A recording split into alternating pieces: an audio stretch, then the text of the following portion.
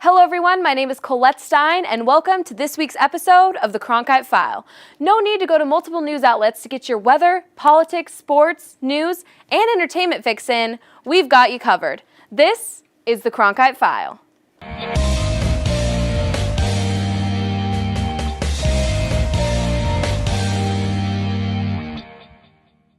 To kick off this week's show, she's going to be doing a little less talking about football and a little bit more about the beautiful Arizona weather. Now let's send it over to my good friend Jade Hansen with more. Welcome to this week's Weather Rundown. I'm Jade Hansen. We'll be seeing temperatures rise as the week goes on with 72 today, 77 tomorrow, 82 on Friday, 87 on Saturday, and reaching into the 90s on Sunday at 91. The sun seems to be sticking around for the rest of the week, but don't be surprised if clouds peek in and out on Friday. Now looking across the state, you'll see some cities share similar numbers and temps, starting with Phoenix at 72, Yuma at 74, Havasu at 73, and you'll also see some cities take a dip into the cooler temps, starting with Tucson at 69, Flagstaff at 47, and finally Prescott at 55. And that's all for this week's weather report. Back to you, Colette. Thanks, Jade. All right, everyone, it's time to spill the beans. Well, not really, but Donald Trump sure is ready to. Here's Austin Bundy with more. Thanks, Colette. This week was a bit slow in politics. The Democrats had all the fun in the primary elections with 3 competitions occurring on Saturday. Washington State, Alaska, and Hawaii, all won by Vermont Senator Bernie Sanders, who won at least 70% of the vote in all 3 contests. Sanders has now closed the lead former Secretary of State Hillary Clinton has in delegates to just over 700, with just over 2,000 delegates still up for grabs. Sanders is projected to win all the remaining primary contests, but nothing is set in stone leading up to the conventions this summer. On the Republican side, Donald Trump has taken to Twitter once again, claiming he has beans to spill on Texas Senator Ted Cruz's wife, after a Cruz-supporting super PAC released an ad using a controversial photo of Trump's wife Melania from a GQ magazine photo shoot. Trump's claims have no merit as of yet, but I'm sure people are eagerly awaiting something else to gossip about. Meanwhile, Trump, Cruz, and Ohio Governor John Kasich are eagerly awaiting the next primary election, which will take place in Wisconsin on April 5th. Last week's voters experienced long lines and waits to enter polling stations across Arizona. Some blamed officials for cutting nearly 70% of polling stations, while officials blamed voters for getting in line. Candidates like Bernie Sanders made voter suppression a key element of their campaigns, calling for voter reform at rallies over the next few days.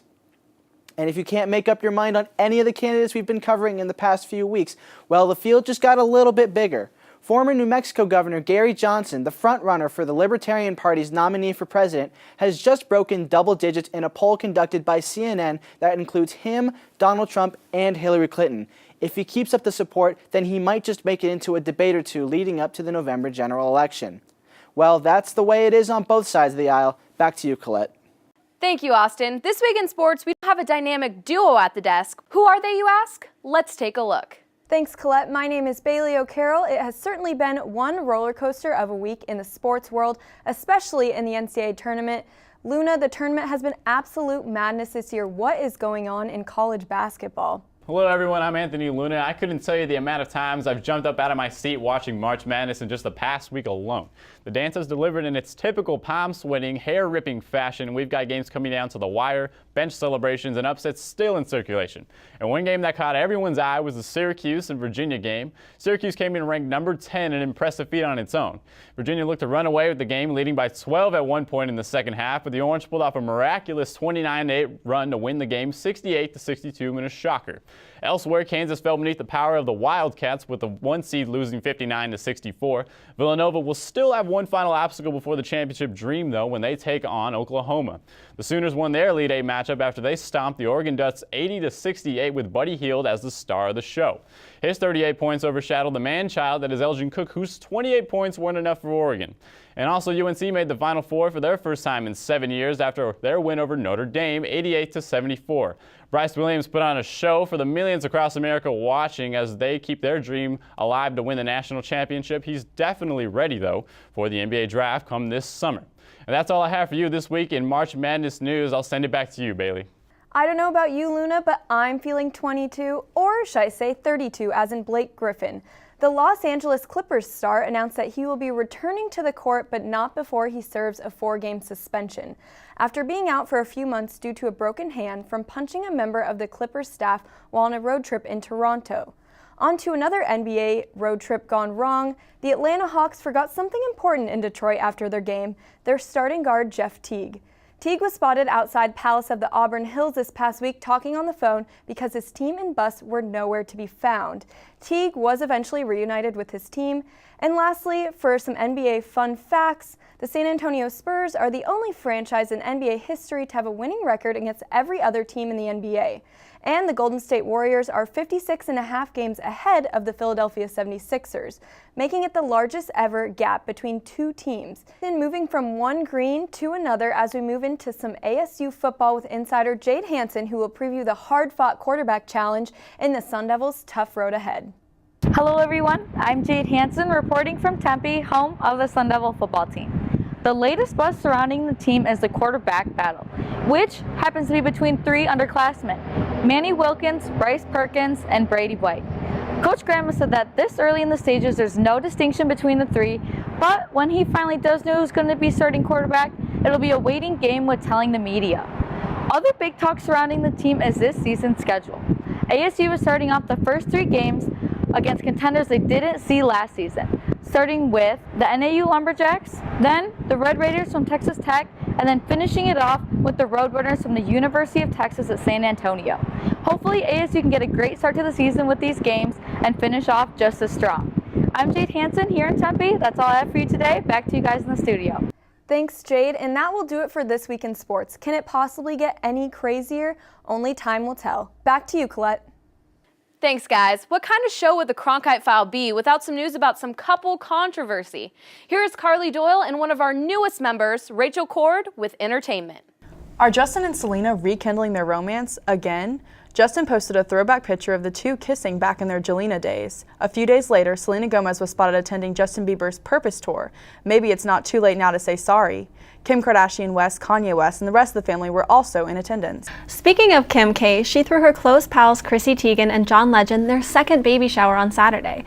The shower had a lovely pink and white theme and featured the deliciousness of McDonald's sausage McMuffins and hash browns, and other comfort foods like cupcakes, cinnamon rolls, and chicken waffle muffins.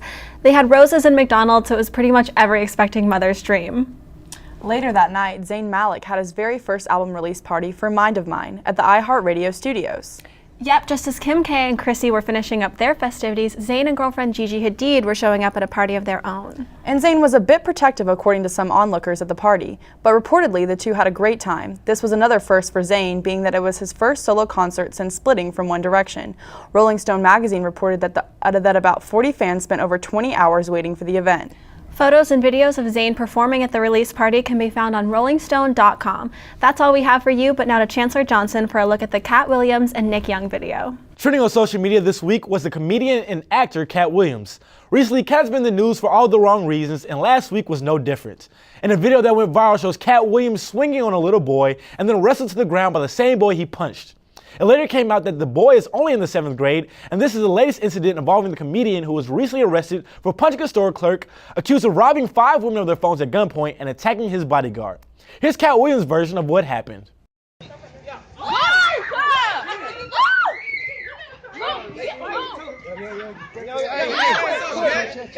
Hey, stop. No, he hit me first, bro. That's what happened. Back up off me, little boy. That's all from me. Back to you, Colette.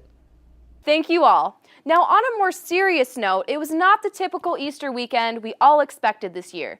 Here's Lillian Donahue with the latest in global news. Around the world, Christians celebrated Easter this past weekend.